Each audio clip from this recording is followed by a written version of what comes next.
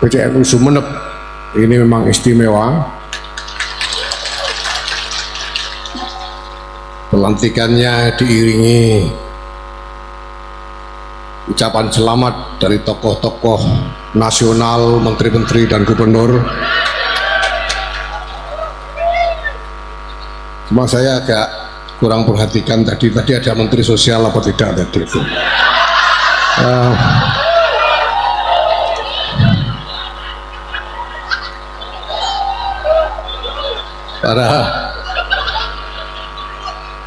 Para kiai, Bapak Ibu sekalian, hadirin hadirat yang saya hormati,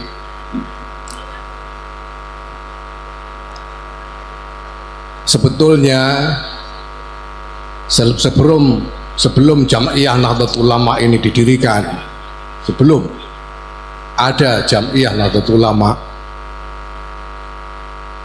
sudah ada dan sudah dilakukan dan sudah mengakar sekali di antara umat khidmah dari para ulama, para kiai di dalam mengasuh, di dalam menjalankan riayatul ummah di lingkungan masing-masing. An-Nuqayyah itu berdiri jauh sebelum berdirinya Jam'iyah Nahdlatul Ulama. Pesantren-pesantren yang lain, terutama pesantren-pesantren besar, tempo hari dalam rangkaian peringatan 1 abad Nahdlatul Ulama, PBNU mempersembahkan penghargaan kepada pesantren-pesantren yang berusia lebih dari 1 abad, dan dari penelusuran yang dilakukan ditemukan ada lebih dari 100 pesantren yang usianya lebih dari 1 abad di seluruh Indonesia ini. Bahkan ada yang sampai 3-4 abad sudah berkhidmah. Jadi kalau bicara tentang khidmah untuk pelayanan umat seperti yang dijanjikan Pak Widadi Rahim tadi, itu bukan barang baru.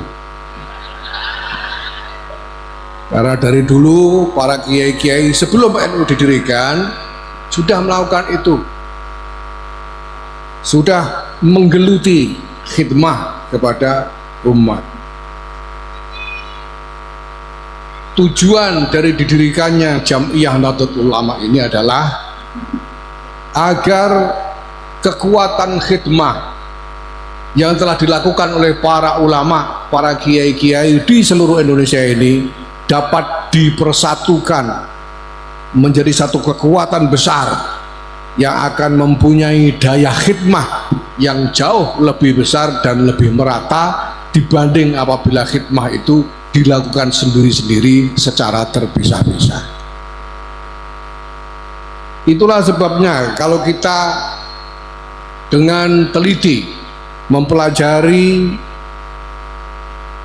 khutbah Rais Akbar Hadratus Syekh Kiai Muhammad Hasyim Asy'ari yang kemudian diabadikan sebagai muqaddimah Qanun Asasi, maka tema utama dari muqaddimah Qanun Asasi itu adalah seruan untuk bersatu. Pertama-tama Hadratus Syekh memanggil para ulama, para kiai untuk bergabung ke dalam Jam'iyah ini. Ini penting untuk diingat bahwa yang diajak bergabung oleh Hadratus Syekh ke dalam Jam'iyah yang baru saja didirikan itu adalah para ulamanya. Yang beliau katakan, ayyuhal ulama wassadatul atqiya min ahli sunnati wal jamaah min ahli madhahibil a'immatil arba'ah halummu kullukum. Jadi yang pertama-tama dipanggil ulamanya dulu, kullukum, semua, anda semua wahai para ulama Ahlussunnah wal Jamaah. Tapi jangan ikut sendirian. Ya, beliau sambung dengan ungkapan wa man tabi'akum minal fuqara wal agniya wad du'afa wal aqwiya. para ulama diseru untuk bergabung dalam Jam'iyah dengan mengajak pengikut-pengikutnya, baik orang-orang yang miskin maupun kaya, orang-orang yang lemah maupun yang kuat di antara pengikut-pengikutnya, diajak bergabung di dalam Jam'iyah ini, diajak untuk bersatu, mempersatukan khidmah. Dan kemudian beliau katakan, fadkhuluha bil mahabbati wal widad wal ulfati wal ittihad wal ittisali bil arwahi wal ajsad. Jadi rupanya PCNU Sumeneb ini sudah memenuhi seruan dari Hadratus Syekh karena sudah pakai wijat. Itu aja saya dengar bukan cuma 1-2 wijatnya, katibnya juga wijat juga.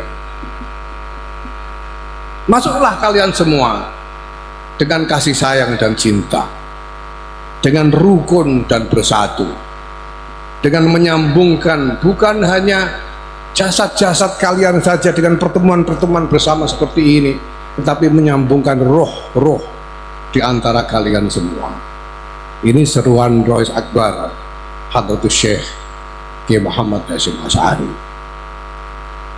Maka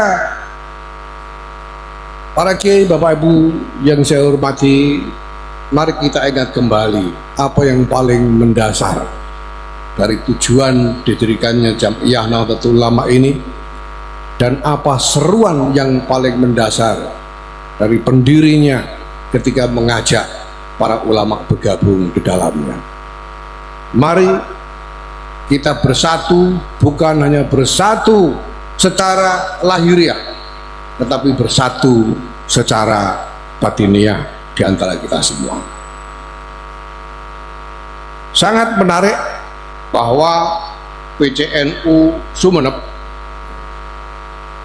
menetapkan tema untuk pelantikan ini transformasi Jam'iyah. Saya tidak tahu, saya belum tanya Pak Panji Taufik tadi, ini yang bikin tema siapa? Karena kita harus diskusi lagi ini, PBNU dengan PCNU Sumeneb ini, maksudnya transformasi itu sama apa tidak dengan PBNU. Kenapa Bapak Ibu sekalian? Karena PBNU juga telah menetapkan dalam periode ini 3 agenda besar, yang salah satunya adalah transformasi. Yang pertama adalah transformasi organisasi atau transformasi Jam'iyah. Yang kedua adalah reposisi,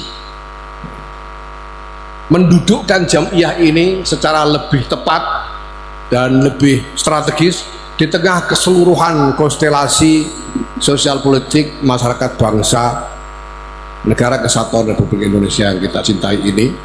Dan yang ketiga, mengaktifkan aktivasi peran internasional yang lebih strategis supaya NU ini tidak hanya ikut-ikutan orang, tapi betul-betul menyumbangkan sesuatu yang strategis untuk mencari jalan keluar dari masalah-masalah kemanusiaan. Maka transformasi itu memang salah satu tema besar dari agenda-agenda PBNU. Nah, alhamdulillah PCNU Sumeneb ini sudah menetapkan itu sebagai tema pelantikannya, dan tadi ketika di launching 9 program pokok, ada sejumlah hal yang memiliki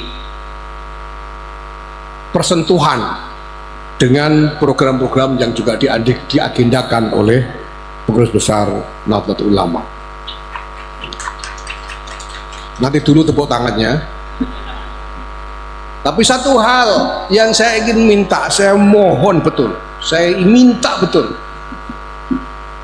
dengan segala kemajuan berpikir, segala kecanggihan inisiatif yang dipikirkan oleh para pimpinan, para kiai, kader-kader di PCNU Sumeneb ini, ketika berpikir tentang arah yang harus dituju oleh Jam'iyah ini, mari kita semua berpikir tentang Indonesia. PCNU Sumeneb ketika hendak memandang ke depan tidak boleh hanya berpikir tentang Sumeneb saja. Sumeneb harus berpikir tentang Indonesia. Karena kita semua adalah satu kesatuan yang tidak terpisahkan. Karena kalau hanya Sumeneb saja yang bergerak tapi tempat lain tidak bergerak, maka Sumeneb juga tidak akan mencapai jarak tempuh yang jauh, karena yang tidak bergerak itu akan membebani yang bergerak.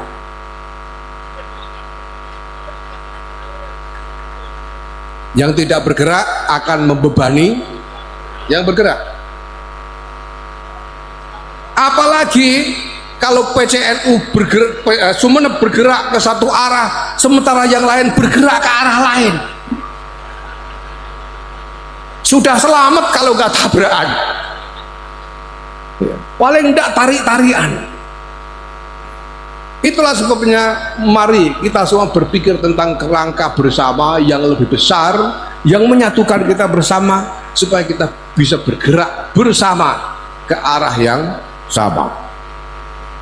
Dalam kerangka itu, para kiai, bapak ibu sekalian yang saya hormati, pengurus besar Nahdlatul Ulama memang sudah menyiapkan berbagai hal yang akan menjadi kerangka konstruksi di dalam mewujudkan konsolidasi organisasi ini secara menyeluruh. Pertama-tama yang harus kita perhatikan adalah prinsip-prinsipnya. Kita ingin agar seluruh jamiah beserta jamaahnya semuanya berkonsolidasi bersama tanpa kecuali. Jangan ada yang tercecer. Nah, supaya semua bisa ikut berkonsolidasi, maka syaratnya sistem konsolidasi itu harus bersifat objektif dan transparan. Harus objektif dan transparan. Objektif artinya didasarkan pada penilaian-penilaian faktual yang objektif, yang tidak ditutupi dengan citra-citra palsu, apalagi ditutupi dengan kebohongan-kebohongan. Waliyadzubillah. Harus objektif dan harus transparan, semua orang tahu apa isinya.